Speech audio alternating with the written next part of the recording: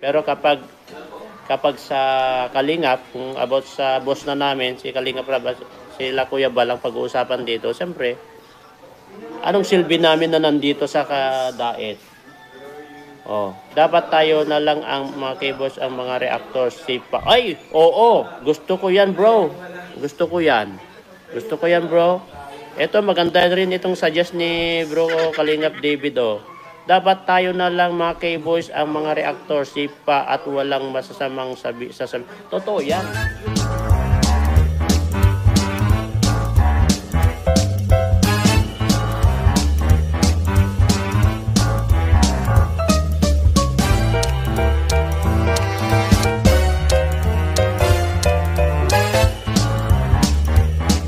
Kayong traidor.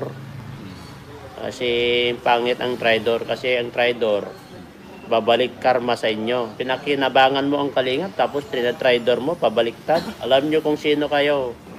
Dahil kayo ay matagal na rin kami na sumusabay. Tumatahimik lang mga keyboys, tahimik lang din dyan sa kung kami lang nakakaalam. Kahit yung mga ibang kasama namin, alam sila. Minsan yung mga ibang kasama namin nagagalit, pero naman, ganyan lang. Ayaw po namin kasi na magkakagulo. Pero kapag sa Kalingap, kung about sa boss na namin, si Kalingap Rab, sila Kuya Bal ang pag-uusapan dito, siyempre, anong silbi namin na nandito sa Kadaet?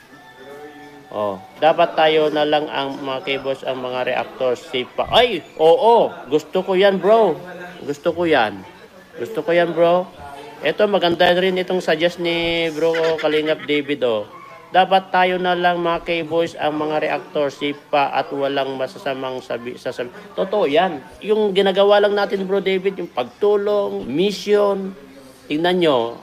Oh. Mga Kalingap, mga ka-Adonis, napanood ko dito yung sinabi ni Sir Gilo Mags, no? Patungkol doon sa tinutukoy niya na reactor na umalis na lang daw ng Kalingap. Wherein alam naman natin na ito ay si Bopil, yung kanyang pinapatukuyan dito, no? At naglalabas siya ng saloobin at parang simpatya na tinatawag. Hindi talaga parang, simpatya talaga.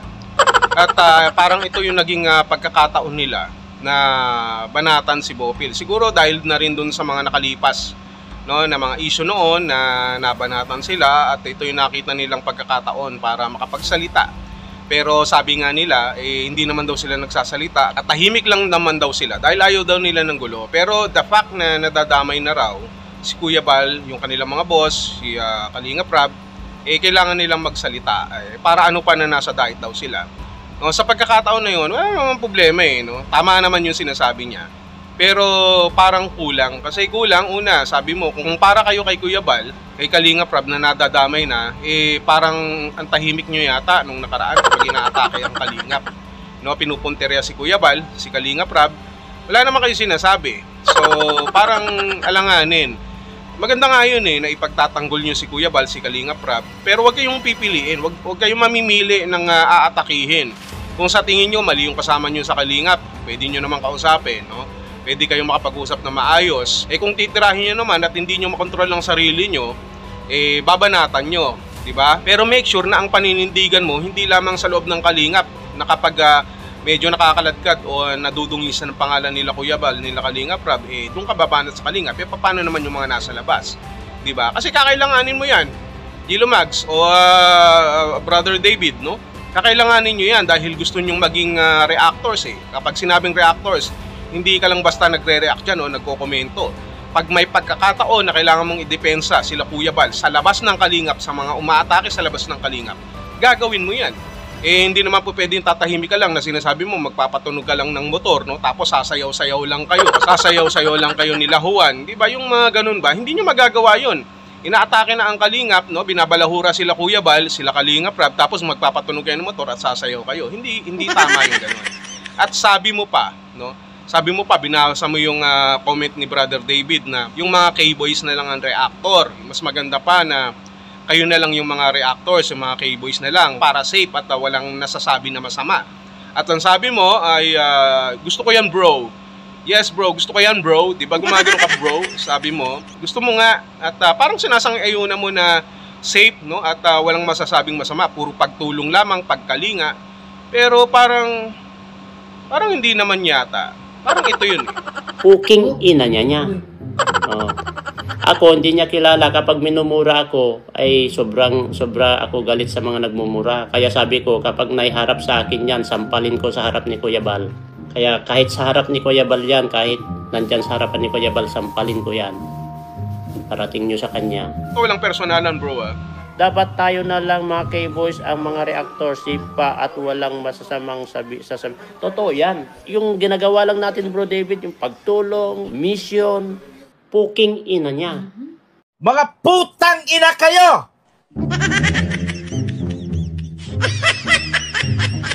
O yan. Baka sabihin mo naman, ito wala kang alam sa storya, Direk Noelos, ah. No, sinagot ko lang dahil minura ako eh. Ganito eh, ganyan eh. Minura ako, kaya hindi ko, number 1 talaga sa akin yan, na hindi ko mapapayagan pag minura ako. So, ang tanong dito ngayon, kapag pinapanindigan mo ang isang pagiging kalingap, no?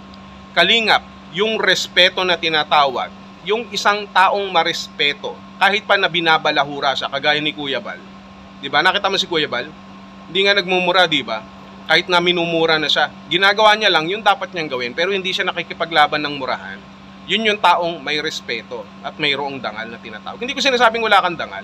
Nagkataon lang siguro na high blood ka rin or medyo Boss Julio Mags na pikunin ka pag nagkataon. Paano pa kayo magiging reactor niyan kung pikunin kayo, di ba? Kung konting banat sa inyo, mamura kayo. Sensitive na kayo, makikipagmurahan na kayo. So pag nagkataon pala na kayo reactor ng kalingap, di masisira na rin yung sinasabi nyo na puro pagtulong lang. Kasi ang gagawin nyo bilang reactor, hindi lang kayo magre-react. No, di makikipagmurahan na rin pala kayo pag nagkataon. So ano na ang sinasabi niyo na pinagkaiba niyo sa ibang reactors na sinasabi niyo na demonyo at kayong mga K-boys na kapag nagkataon na naging reactor, no?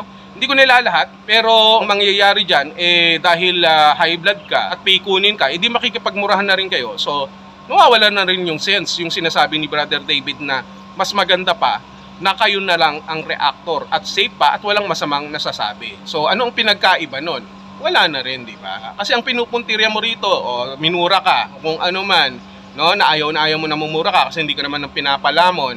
Pero kung ayaw mo talaga ng isang taong nagmumura, ikaw mismo sa sarili mo, ipapakita mo na hindi ka magmumura. Parang ako, ayaw ko rin naman na minumura ako eh, di ba? Pero hindi ibig sabihin nun na kailangan gawin ko rin sa kanila yun para ipakita na ayaw ko ng pagmumura. Kapag ayaw mo talaga ng pagmumura, hindi ka mismo magmumura. Ipapakita mo yung tamang halimbawa. Pero magkakaiba naman tayo. Yan ang personalidad mo. Hindi ko naman sinasabi na kailangan maging magkaparehas tayo. Sinasabi ko lang, yung usapin ng sinasabi mong pagmumura, yung usapin, yung kredibilidad bilang isang kalingap, bilang isang reactor or charity vlogger. Kasi pag pinag-uusapan natin yung pagiging traidor, ang pagiging traidor hindi lamang basta dun sa pinagkatiwalaan ka, nakinabang ka, at pagkatapos babanatan mo, traidor ka na. Kasi pagdating sa usapin ng pagtatraidor, dati sa betrayal of trust. Pag sinabing trust, pinagkakatiwalaan ka, kagaya ng sinasabi mo. Pero ang pagtatraidor, hindi lamang basta-basta sa betrayal of trust. Kasi kapag mayroong trust ang isang tao sa'yo, mayroon ditong tinatawag na dapat na loyalty. Pag sinabing may loyalty, hindi rin ibig sabihin na basta ka lang loyal. Kung hindi, nandoon yung tinatawag nating respeto. At kapag respeto, ibig sabihin, malaki ang paggalang mo sa isang tao. Re-respetuhin mo siya kahit anong mangyari. So kung ang mangyayari pala, mananampal ka sa harapan ni Kuya Bal o kahit pa ni Kalinga Prab, ano na ang tawag doon? So parang hindi naman yata tama, parang mali yung di ba? Kasi nga kapag nire-respeto mo ang isang tao, bibigyan mo siya ng kaukulang respeto at paggalang. Ibig sabihin, kung magmumura ka o mananampal ka ng babae o kung sino man sa harapan nila Kuya Bal, nila Kalinga Prab, that's very bad. That's already betrayal of trust. Di ba bro?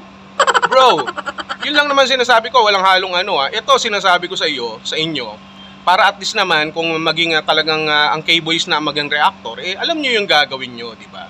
Hindi ko naman nilalahat, hindi ko naman sinasabi na mali lahat ang sinabi mo.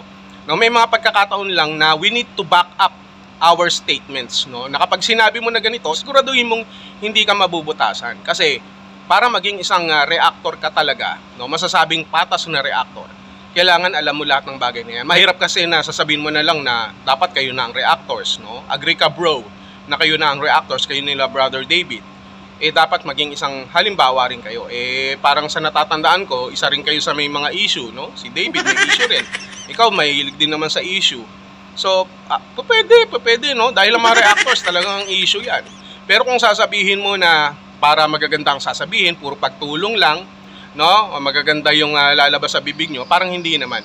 Pero kung makipagbakbakan kayo, pwede kasi pwede kang makipagmurahan. Total, nakikipagmurahan ka naman. So, pwede na siguro. Ang sinasabi ko lang dito,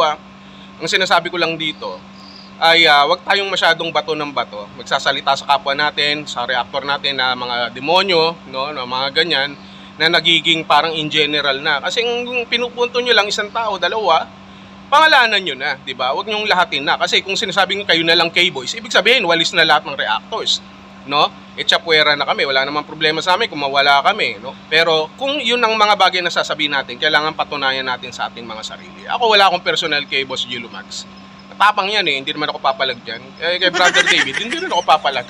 Tropa ko yan Ito, nagbibigay lang naman tayo ng komento. Wala naman tayong masamang tinapay dito. So, kung magiging sila man ng reactor ang mga K-Boys, walang problema sa amin yan. So, panindigan nyo yung inyong mga sinasabi. Yun lang. Maraming salamat. Congratulations kung kayo ang magiging reactor na ng Kalingap. Paalam na kayo kay Kuya Bal tsaka kay Kalingap Rab. Okay lang naman. Walang problema yan sa amin.